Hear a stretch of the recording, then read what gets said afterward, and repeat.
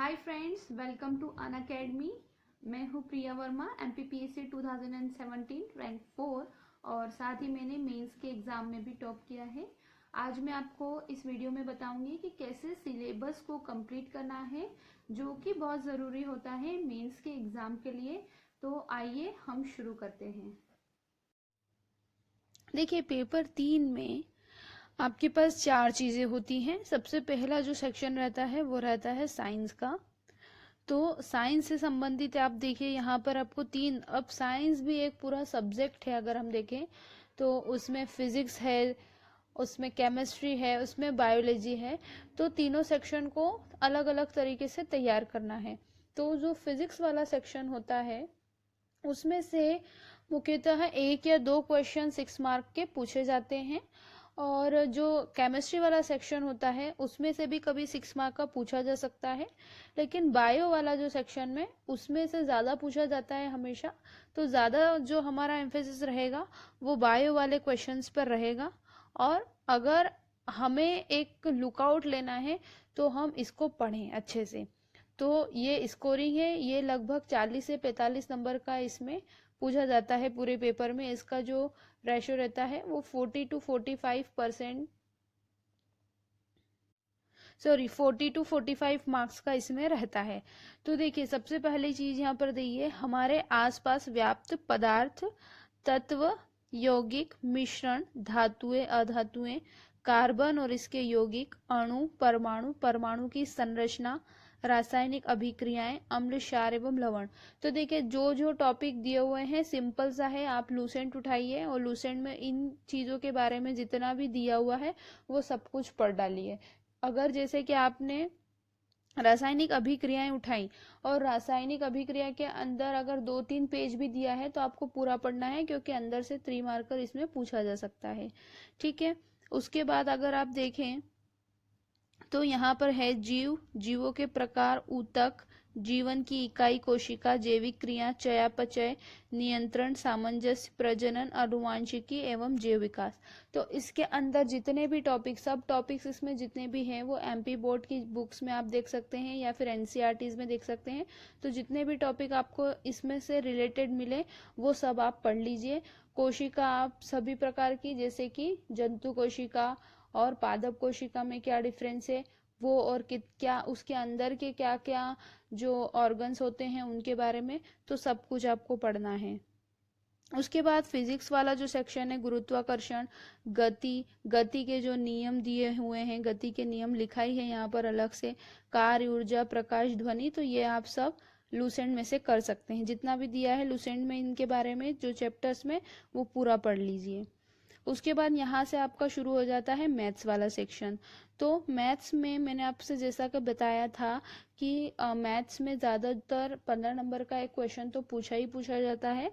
और वो अधिकतर हमने देखा है कि क्षेत्रफल से पूछा है या फिर आयतन से पूछा है। तो ये वाले जो क्वेश्चन है जो फॉर्मूला बेस्ड है, अगर देखिए, अगर आप मैथ्स के अच्छे स्टूडेंट हैं तो ही मैथ्स आप करिए, और अदरवाइज आप वहाँ पर मैथ्स मत करिए। क्योंकि अगर वहाँ पर आपके 10 मिनट की जगह 15 या 20 मिनट एक क्वेश्चन में चले गए तो आपका दूसरा क्वेश्चन छूट जाएगा, तो आपको कोई फायदा नहीं होगा। तो अगर आप मैथ्स अच्छा आपको आता है तो ही आप मैथ्स का आप प्रैक्टिस भी तभी करिए जब आपको बनता है।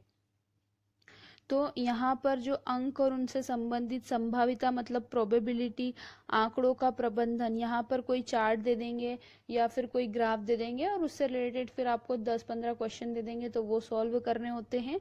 उसके बाद अनुपात, समानुपात, इकाई विधि, इकाई विधि में जैसे कि एक केला इतने का है तो 12 केले कितने के हैं, इस टाइप के जो क्वेश्चन आते हैं वो इसमें आएंगे। लाभ हानि परसेंटेज में, परसेंट, छूट, साधारण और चक्रवृद्धि ब्याज, साधारण चक्रवृद्धि ब्याज से क्वेश्चन पूछे जाते हैं। ये अच्छे से कर लीजिएगा, और सबसे खास ये चीज इसका बहुत अच्छे से करना है। ठीक है। उसके बाद जो सेक्शन आपका चालू होता है वो है आपका तकनीकी। तकनीकी में आपको सबसे पहला लिखा है विज्ञान तकनीकी का सामाजिक और आर्थिक विकास में अनुप्रयोग, देशस्थ तकनीकी, तकनीकी हस्तांतरण और नवीन तकनीकी का विकास। तो ये एज इट इज जैसा आपको दिया है उसी प्रकार से आपको आपको वैसे ही प्रिपेयर करने, जैसे यहाँ दिया है कि सामाजिक और आर्थिक विकास में क्या अनुप्रयोग है विज्ञान और तकनीकी का, तो आपको ये तैयार करना है कि सामाजिक क्षेत्र में क्या क्या अनुप्रयोग हो सकते हैं, मतलब प्रैक्टिकल क्या क्या हो सकता है उसका, और आर्थिक विकास में क्या क्या हो सकता है वो तैयार करना है। देशज तकनीकी मतलब हमारे यहाँ पर खुद के देश में जो तकनीकी विकसित की गई है वो, उनसे क्या लाभ है हमें, और हमें क्या करना चाहिए, आगे क्या उपाय करने चाहिए कि ज़्यादा से ज़्यादा देशज तकनीकी हम बना सकें। उसके बाद तकनीकी हस्तांतरण, टेक्नोलॉजी का जो ट्रांसफ़र किया जाता है तो वो कैसे होता है, उसके क्या लाभ है क्या दोष है, वो सभी यहाँ पर आपको तैयार करने हैं। ये जो है ट्रिप्स एंड ट्रिम्स, इसको बहुत अच्छे से आपको तैयार करना है, ट्रिप्स और ट्रिम्स दोनों को ही। बौद्धिक संपदा क्या होता है, पेटेंट क्या होता है, ट्रिप्स के अंदर जितने भी आते हैं वो भी आपको अच्छे से तैयार करने हैं, 3 मार्कर में पूछे जा सकते हैं। फिर विज्ञान और तकनीकी के क्षेत्र में भारतीयों का क्या योगदान है, तो जितने भी वैज्ञानिक रहे हैं उनकी जो भी खोज रही है, जो भी योगदान रहे हैं उससे संबंधित ये क्वेश्चन है। तो शुरू से लेकर आखिरी तक के जितने भी वैज्ञानिक अभी तक हमारे यहाँ पर हुए हैं सभी के बारे में आपको पढ़ना है।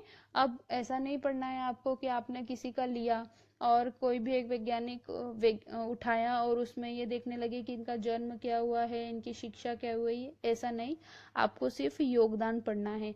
तो बाकी जो एस्थेटिक चीज़ें हैं, जो डेटा से संबंधित चीज़ें हैं, वो सब याद नहीं करना है, आपको सिर्फ योगदान पढ़ना है कि उन्होंने क्या टेक्नोलॉजी बनाई है।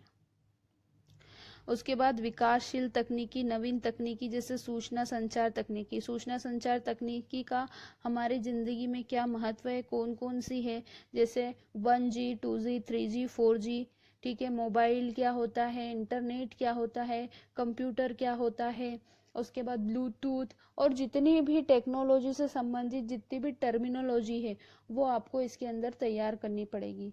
उसके बाद सुदूर संवेदन, सुदूर संवेदन का एक क्वेश्चन आपको तैयार करना है, GIS का तैयार करना है, GPS का।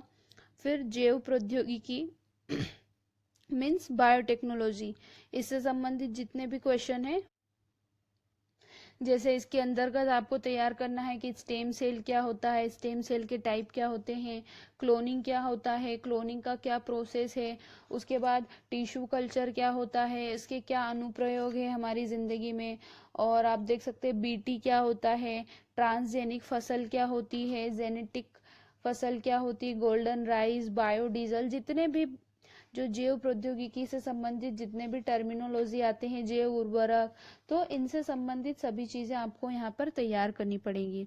उसके बाद नैनो टेक्नोलॉजी का एक सेक्शन दिया है, तो नैनो टेक्नोलॉजी क्या होती है, कौन कौन से प्रकार है नैनो टेक्नोलॉजी के, इसके क्या लाभ है हमारी ज़िंदगी में, और इसके क्या दोष हैं, दोष भी होते हैं, तो वो भी आपको तैयार करना है। कृषि और अन्य संबंधित क्षेत्र, स्वास्थ्य, ई गवर्नेंस, यातायात, स्थानिक नियोजन, गृह एवं क्रीड़ा आदि में, मतलब ये आपको क्षेत्र बताए हैं कि इन सब में इन चीज़ों का क्या अनुप्रयोग है, तो वो अनुप्रयोग ही आपको बताने हैं, ठीक है। उसके बाद आपका जो टॉपिक है वो है ऊर्जा। यहाँ से आपका इन्वायरमेंट वाला सेक्शन तैयार करना चालू करना पड़ेगा। जैसा मैंने आपको बताया कि इसमें 4 है, तो हमने साइंस देख लिया, मैथ्स देख लिया, टेक्नोलॉजी देख लिया, अब हमको देखना है इन्वायरमेंट। तो परंपरागत और गैर परंपरागत ऊर्जा संसाधन, तो क्या होते हैं, इनका डेफिनेशन, कौन कौन से इसके प्रकार होते हैं, और इनसे हमें क्या लाभ है क्या हानि है, वो तैयार करना है। फिर ऊर्जा प्रबंधन, ऊर्जा प्रबंधन और मुद्दे और चुनौतियां, तो ऊर्जा प्रबंधन कैसे की जाती है, ऊर्जा प्रबंधन करने के लिए हमारे देश में कौन कौन सी संस्थाएं काम कर रही है उनके बारे में भी आपको लिखना है। ऊर्जा प्रबंधन के क्या मुद्दे चल रहे हैं, हमारे सामने क्या चुनौतियां हैं ऊर्जा प्रबंधन को लेकर, ये पूरा एक सिंगल ही टॉपिक है, बस आपको यही तैयार करना है। फिर वैकल्पिक ऊर्जा संसाधनों की वर्तमान स्थिति और भविष्य की संभावनाएं, मतलब ऐसे कौन कौन से सोर्स है जो अभी चल रहे हैं उसके अलावा हम यूज कर सकते हैं, वर्तमान में उनकी क्या स्थिति है और भविष्य की क्या संभावना है। तो अभी जो स्थिति है वो बतानी है और आगे क्या हो सकता है वो बताना है। तो ये आप इंटरनेट से तैयार कर सकते हैं।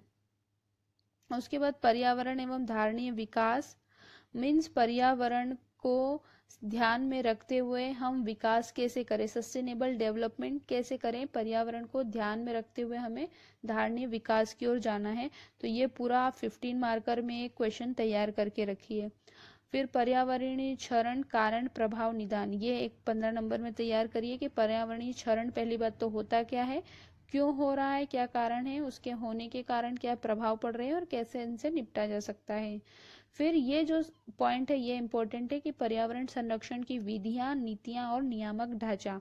तो इसमें आपको पूरा बताना पड़ेगा जो जो भी विधियां हमने बनाई है, सरकार ने जो बनाई है, जो नीतियां बनाई है, और जो नियामक ढांचा मतलब जो भी संस्थाएं काम कर रही है पर्यावरण संरक्षण को लेकर, तो उसका पूरा डिटेल में आपको पढ़ना पड़ेगा। पर्यावरण विकास पर चर्चा वो सेम चीज है, यही चीज यहाँ पर भी हम लिख सकते हैं। ठोस तरल अपशिष्ट, जल मल, हानिकारक चिकित्सा अपशिष्ट, ये पूरा ई वेस्ट, चिकित्सा अवशिष्ट और ये सारे अवशिष्ट प्रबंधन का एक टॉपिक है।